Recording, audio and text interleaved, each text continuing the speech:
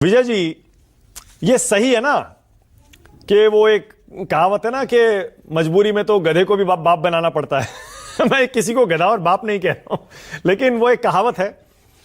मतलब कांग्रेस और शरद पवार जी ने उद्धव ठाकरे को सीएम बनाया या बीजेपी और अजीत पवार ने एकनाथ शिंदे को सीएम बनाया, ये मजबूरी थी ना, और यही मजबूरी आगे भी रहेगी ना इन सारी पार्टियों के सामने चुनाव के नतीजों के बाद। विजय जी बोलिए।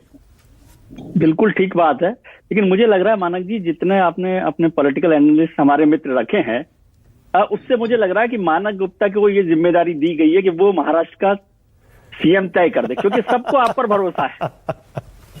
तो इसलिए मुझे बहुत संकट नहीं लग रहा। आप इलेक्शन के बाद बता देना रोहन जी को या पाटिल साहब को या आनंद जी को, वो कर लेंगे। आप देखिए पिछले 10 साल देखें, 2014 से 2024 में महाराष्ट्र की राजनीति में अगर कोई एक चीज नहीं है तो वो है विचारधारा, और जो एक चीज है वो है महाराष्ट्र के प्रति प्रेम, कि महाराष्ट्र के प्रति प्रेम की वजह से वो कहीं भी जा सकते हैं, है ना। 2014 के चुनाव में भारतीय जनता पार्टी एनसीपी के साथ भी मिलकर सरकार बनाती है, ठीक है। हाँ। और फिर 2019 में जब शिवसेना के साथ, और उस समय आप देखिए 2014 में बीजेपी और शिवसेना ने साथ मिलकर चुनाव नहीं लड़ा था, लेकिन सरकार साथ चलाई थी बाद में। 2019 में दोनों ने मिलकर चुनाव लड़ा था, लेकिन साथ सरकार नहीं बनाई। बीजेपी की जो पॉलिटिकल एक्सपर्टीज है या विद्वता है, उस पर मैं इसलिए थोड़ा सा हैरान होता हूं कि उद्धव ठाकरे साहब 2.5 साल के लिए मुख्यमंत्री बनना चाहते थे। शिवसेना का मुख्यमंत्री 2.5 साल रहता, जो बात को भारतीय जनता पार्टी ने नहीं माना, जो उनका अंडरस्टैंडिंग रही होगी वो, उसका नतीजा ये हुआ कि भारतीय जनता पार्टी को 5 साल शिवसेना का मुख्यमंत्री झेलना पड़ा। 2.5 साल आनंद दुबे जी की शिवसेना और 2.5 साल गुलाब चंद जी की शिवसेना। तो 5 साल में 2.5 साल जो बीजेपी का मुख्यमंत्री बन सकता था, वो 5 साल ही शिवसेना का मुख्यमंत्री रहा पिछले 2019 से 2024 तक। और अब विचारधाराओं की स्थिति यह है कि आनंद जी को अब भी याद है कि वो हिंदुत्व की विचारधारा वाली पार्टी है। तो ये रोहन जी को बार बार वो याद दिलाते हैं कि हम अभी हिंदुत्व की विचारधारा के साथ हैं। हाँ। ठीक है, इसलिए उसको मत दरवाजा बंद कीजिए। और शिवसेना शिंदे है, अब वो तो आए मुख्यमंत्री बनने के लिए थे 2019 के बाद वाले, जब उन्होंने तोड़कर आए हैं, तो मुख्यमंत्री नहीं बनना होता तो वो बीजेपी के साथ क्यों आते। बिल्कुल सही है। उसी तरह उद्धव ठाकरे भी गए थे, सीएम बनने तो गए थे विजय जी, और कांग्रेस और शरद पवार ने सपोर्ट भी इसीलिए किया विजय जी कि किसी तरह बीजेपी को सत्ता से बाहर रखें।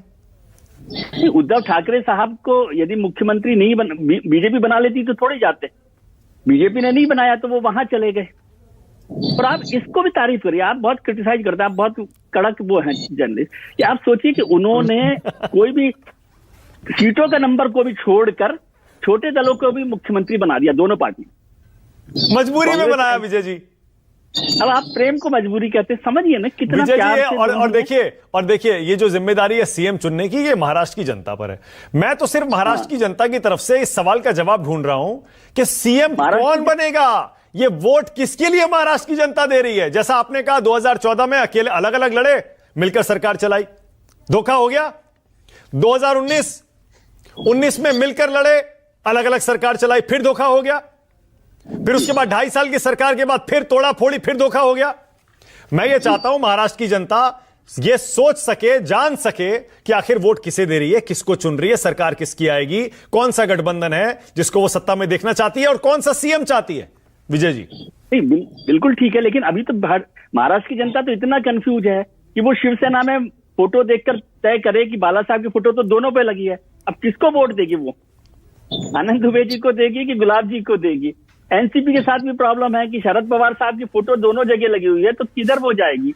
और आप सोचिए ना कि मैं कह रहा हूं इतना रस, इतना प्रेम मैंने किसी स्टेट में देखा ही नहीं, कि वो जो है बटेंगे कटेंगे की जो पार्टी है वो अजीत पवार जी के साथ ही है।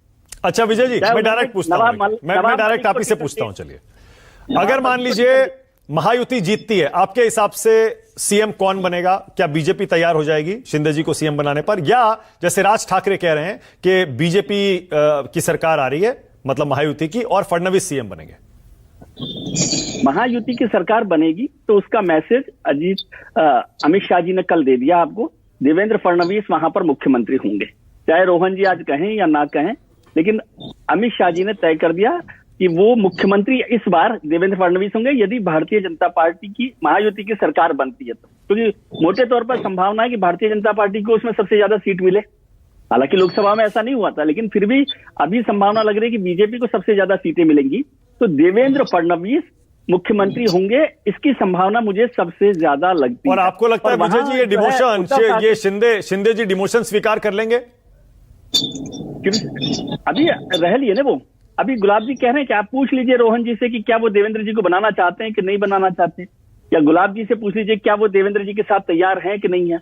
अमित जी ने कल मैसेज 2 दिन का 2 बयान उनके समझ लीजिए। अमित शाह जी ने परसों बयान दिया, वो उनके साथ चल रहे थे और उनका देवेंद्र जी को विजयी बनाइए, और कल तो बिल्कुल साफ कह दिया अगर आपके मुख्यमंत्री के पेश है तो तय क्या करना है, किस चीज को तय करना है।